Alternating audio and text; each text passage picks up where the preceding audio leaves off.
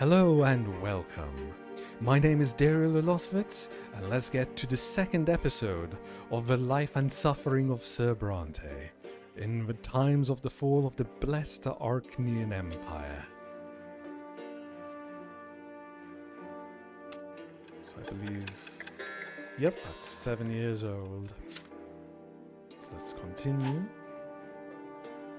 And I believe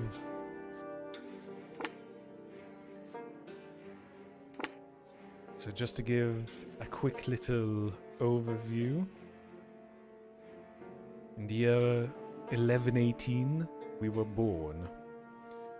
In the year 1122 there was the brother and sister's sacrament.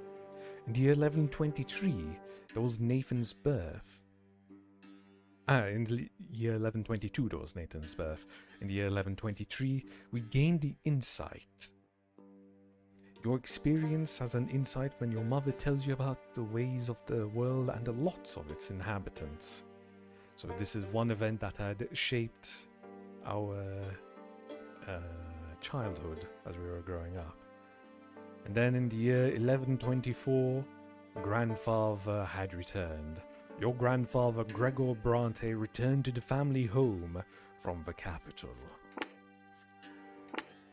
And I believe if we go on the family, here we can see that going from the top there's Gregor Brante.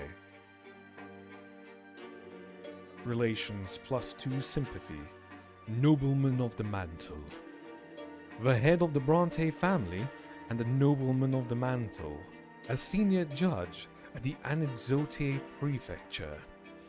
He was the first person in the family to get an education and achieve a noble title. His dream is to see his family ennobled by the sword. A cruel and fierce defender of the ancient order, he is constantly preoccupied with arranging the future of his family line. The ex-wife, Amelia Elborn, a noblewoman of the sword. Her status, true death. Your father's first wife passed away soon after giving birth to Stephen, never to be reborn. Stephen's birth mother, she died while giving birth to him.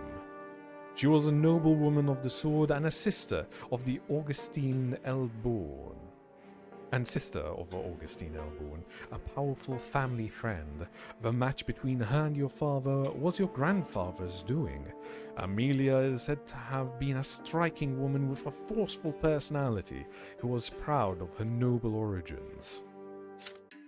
Robert Brante, nobleman of the mantle. Relations +3, sympathetic. A nobleman of the mantle and a judge at the Anidzote prefecture. Following in the footsteps of his father Gregor, he earned a noble title and a position at the prefecture. He works tirelessly in his judicial service for the sake of his family. He took your low-born mother, Lydia, as his second wife, thereby jeopardizing the family's noble future. Lydia Brante, low-born. Relations +1. Indifference. A humble commoner from the outskirts of Anidzote. Neither her lowly origins nor the fact that your grandfather directly forbade the marriage stopped your father from taking her into his home.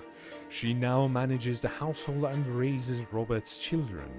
Your mother is devoted to her faith and insists that her children observe their lots. And now to the siblings. Stephen Brante. Robert Brante's son from his first marriage and noble by birth. From a young age he has been striving to be first in all things and to demonstrate superiority to the family. I wonder what this has to say about me. Oh, okay, it just goes into the stats. So we're insightful in our perception, active in our determination. However, we are exhausted in our willpower. 7 years old, low-born, and growing up. Oh, wait. And then there's Nathan Brante. The youngest child in the family and your only full sibling. An odd child, he has been secretive and aloof since he was a little boy. He is inept, constantly ill and crying, always in need of care and protection. He started reading sacred texts at a very young age. And lastly, Gloria. Relations +1 in difference. The illegitimate daughter of your mother Lydia. She has never met her real father. Her position in the family is precarious. Robert Brante has never acknowledged her as his own daughter. Your sister is a dreamer. She often has her head in the clouds and can act recklessly at times. So that's a little overview of the family and some backstory for all of those involved. Back to the scene. The sacrament. The whip slices through the air, about to strike, but your eyes are transfixed by the blade. This is the blade of the noble mantle that the priest holds in their other hand. You jump up and away. The lash misses you. You grab the blade with your hands. It cuts into them without mercy. The priest wrenches it away from your bloodied fingers. You look at him straight in the eye. I am Dariel of House Brante. The priest freezes in shock. You seize this moment to pull the sword closer and kiss the smooth, cold blade. You hear the cries of outrage amongst the churchgoers. Mother prostrates herself on the jagged floor, racked with fear. Father remains still, baffled by what you have just done. But grandfather looks at you intently, as though truly seeing you for the first time. There is a semblance of respect in his gaze. You are forced back to the commoner's place at the altar. The acolytes seize you by the arms and legs and keep your face bent closely to the bloody, jagged stones on the floor. The lash strikes at your right shoulder and then your left shoulder. You are told to rise. You are a commoner. Mother takes your hand and leads you out of the church. Once you're outside, she scolds you for being insubordinate and bringing shame to your family. Nathan holds your hand as you walk, his tearful face a mixture of confusion and awe as he looks into your eyes. But you do not feel as if you have made a mistake. You did what was right for you. And we have increased relations with Gregor Brante. Determination has gone to 3 active. Perception is -1 insightful. However, our willpower is exhausted. The year 1125, the sacrament. You have taken your first sacrament and received the commoner's lot.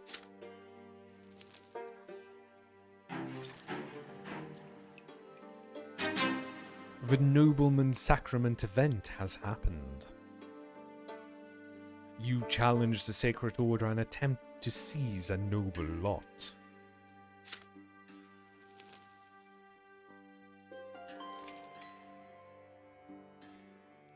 The year 1125, childhood end. The mark left on you by the sacrament takes a long, long time to heal. Mother says it's a reminder of your lot. Suffering and sufferance are pain and patience. Gloria shows you the mark of the lash on her shoulder one day. It will never disappear. You are a commoner now. This is the lot you were born into. But Father keeps telling you to study hard so that you may yet earn a different lot and become a noble of the mantle. You recall the past with warm sadness, when Stephen still lived with you, or when he wrote to you for a short time after he left. Now he thinks it is beneath him to write to the commoners and his family.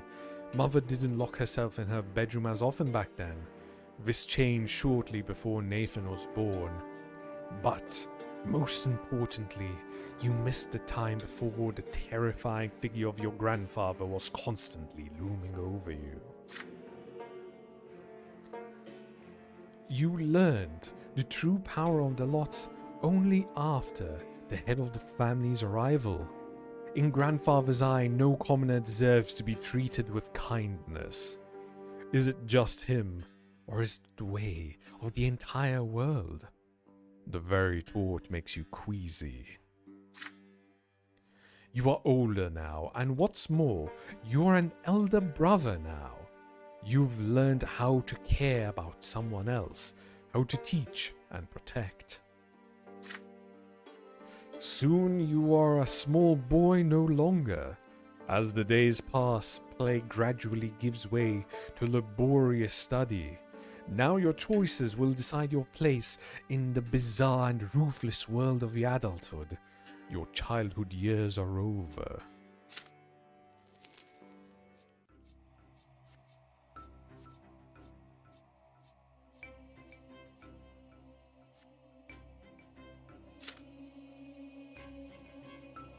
So this is just going over the stats that I went over a minute ago.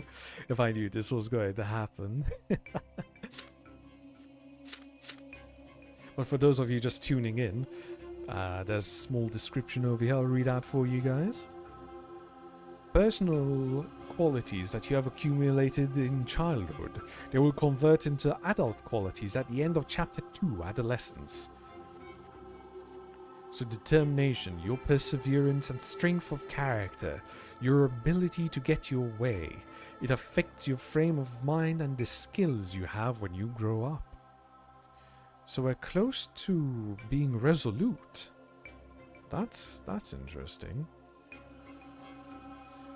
As for perception, we are insightful. Represents how attentive you are to other people and the world around you, your ability to comprehend and learn. It affects your frame of mind and the skills you have when growing up. Your inner strength and the number of lesser deaths you have experienced. These qualities will stay with you for your entire life. So currently willpower is exhausted, and we can adjust for it depending on what actions we take going further. Meanwhile, we are untouched by death. After suffering a lesser death, one is reborn. One who ties a true death faces the judgment of the twin gods. So you have a maximum of 3 deaths before you face your true death. Continue.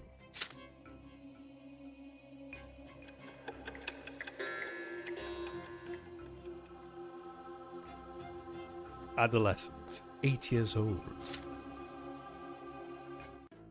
I was growing up fast. The school, the streets, and the whole wide world awaited me beyond the gate of my parents' house.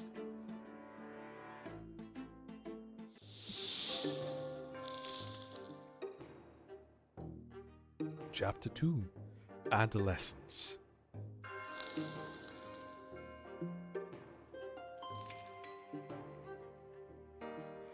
You've lived in this world for 8 years now. As you grow older, life grows more complex. The world of your childhood was limited to your house and family, but now the realm is expanding. It also includes your neighborhood, the nearby houses, the streets of the ancient city of Anizote. A question now looms over you, growing more pressing with each passing year. What will your place be in this vast outside world? Few people in the blessed Arknian Empire trouble themselves with this question. It's not within a man or woman's power to choose. Their destiny is predetermined by their birth and those who bore them. And yet, your peculiar birth has granted you a choice. Your father is a man of nobility, a worthy example in matters of duty and honor. Your mother is a commoner of lowly estate, humility and patience made flesh. And the sky is ablaze day and night with the light of the shining pillar, the beacon of the clergy. Your back bears the mark of the lash. Will you accept excuse me on this word, will you accept the druidry and suffering that is the lot of the lowborn estate your entire life? Or will you follow in the footsteps of your father and your father's father, and fight for the right to serve the Empire as a noble of the mantle? Perhaps you will follow the will of the twin gods' word, and offer spiritual guidance to others. The answer lies out there in the vast, terrifying world. What awaits you beyond the walls of your home?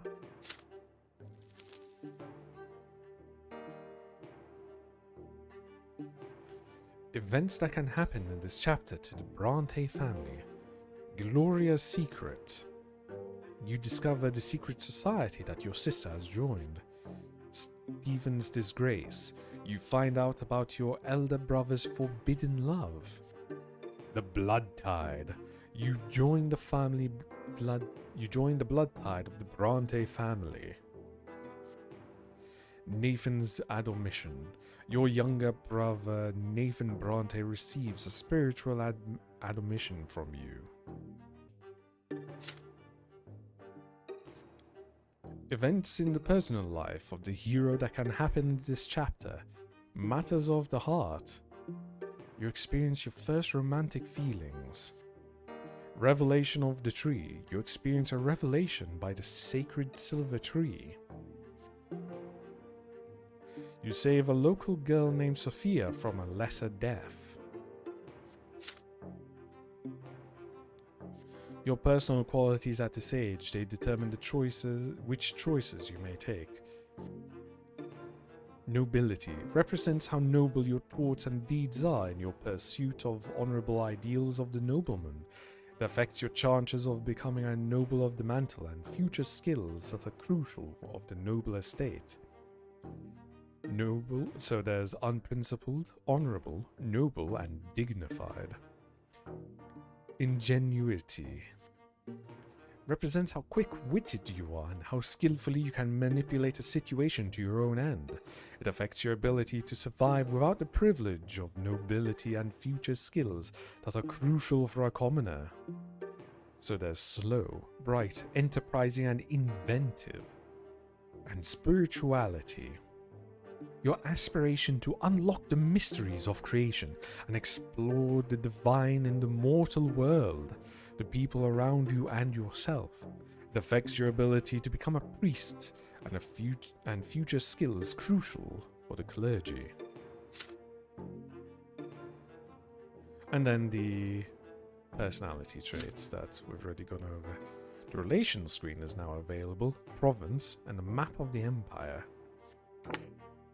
You have no relations. Wow.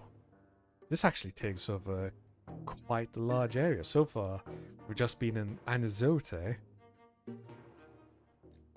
And yet, we have so much around us. Interesting. And then, information of the province. The overseer, Archduke Melanidas.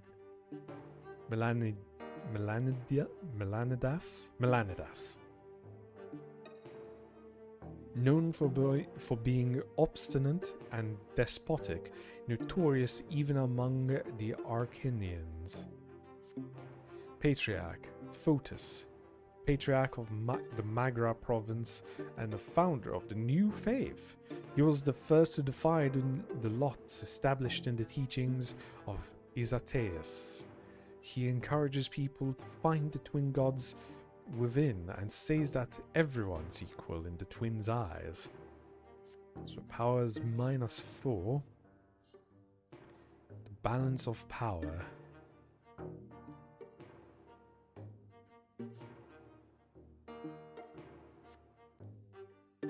So there's the old nobility, the overseer, the struggle for power, commoners in power, and reign of terror.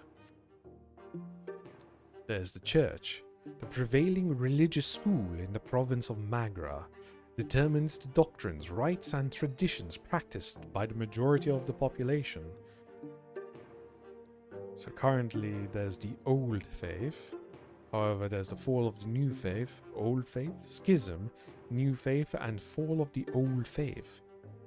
The wealth of Magra, the welfare of the province and its population. There's barren land, misery and devastation, security, affluence, and flourishing. And order, respect for the law and stability of order in the province. There's lawless, unrest, discontent, peace, and triumph of law. Okay, let's continue.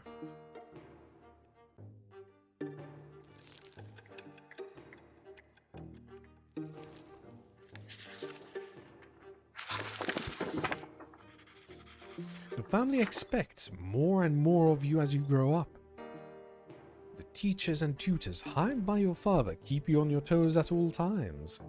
Your life these days is dedicated to studying for your future, for the future of the Brante family. Your younger brother Nathan keeps growing up too. You can hold a conversation now. You never refuse him when he comes to play, provided you have a bit of free time between your demanding lessons.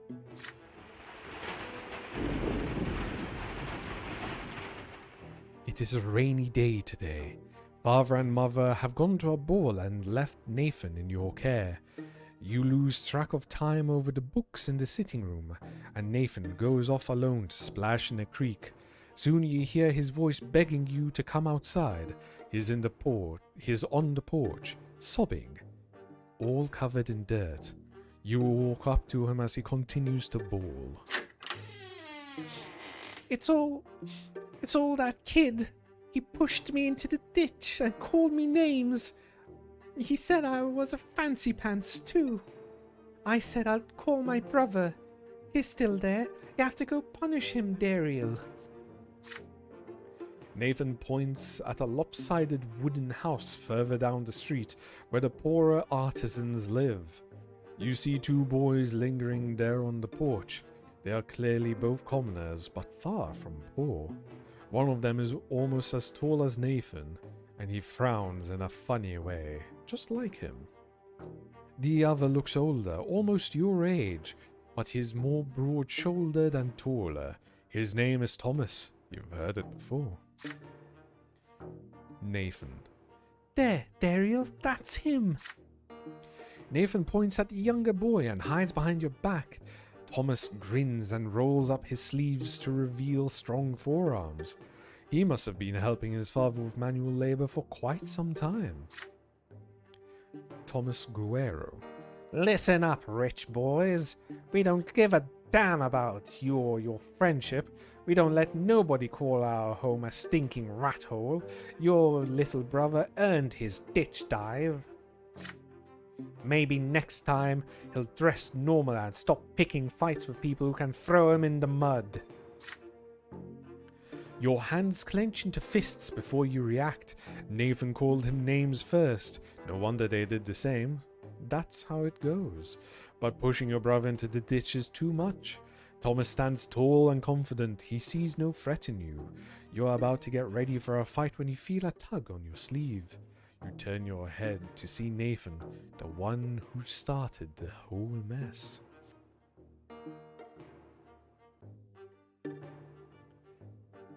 So I don't have enough willpower to resolve it peacefully.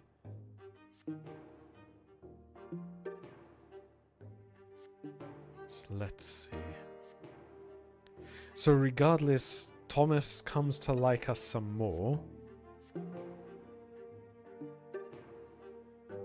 And we are going for the noble mantle.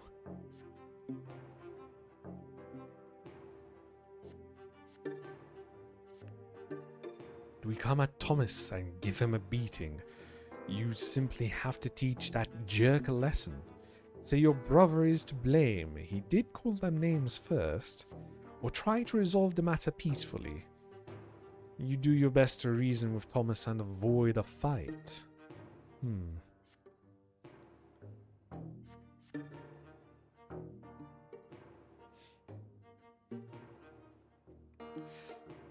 Well, tossing him into the ditch perhaps was a bit too much. He could have just called him names, no need to escalate it. So,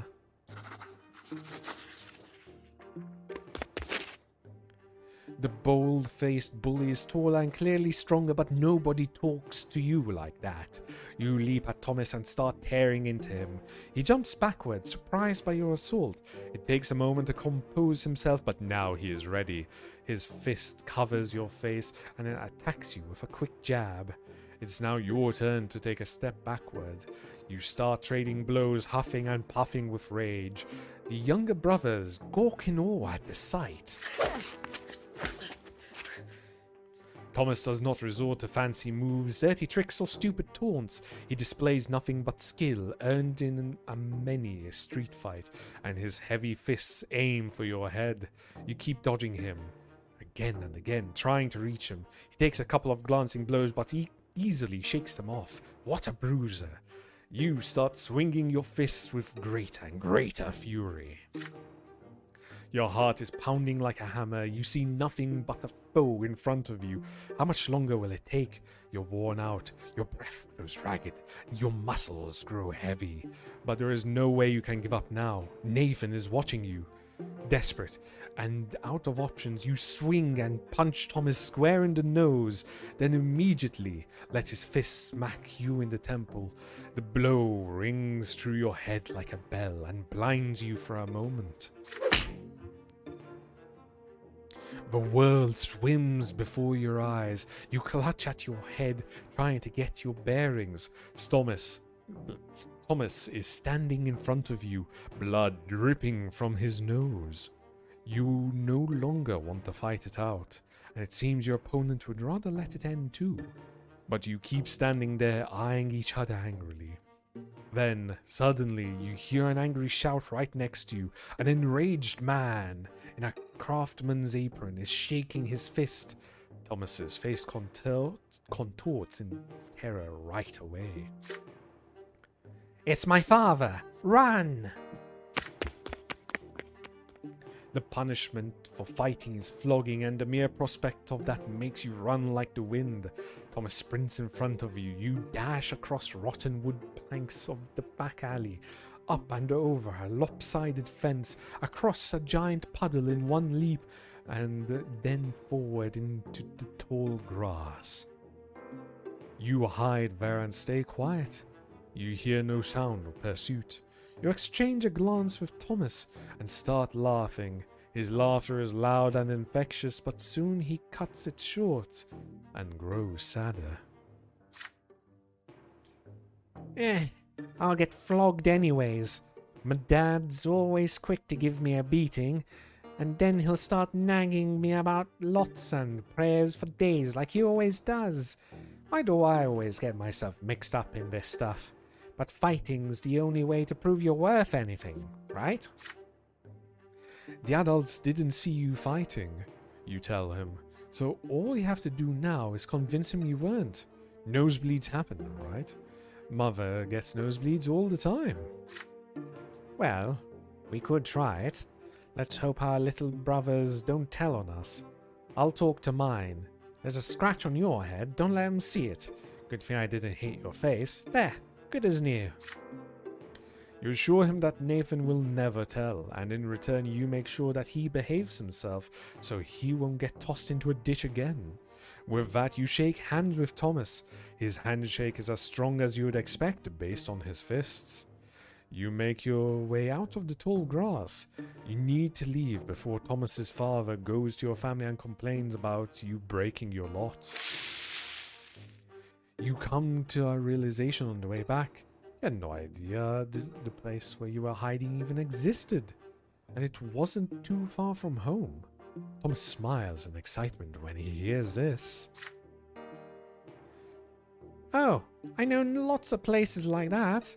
I'll tell you what, if we get out of this mess today, I'll show you the way to the old wall. It's the perfect place to build forts. I dragged a bunch of wooden planks there too. Too bad it's no fun to build all alone. My brother never helps. He just gets in the way. You emerge from the muddy back alleys, united by a secret only the two of you know. It seems you've made a friend today.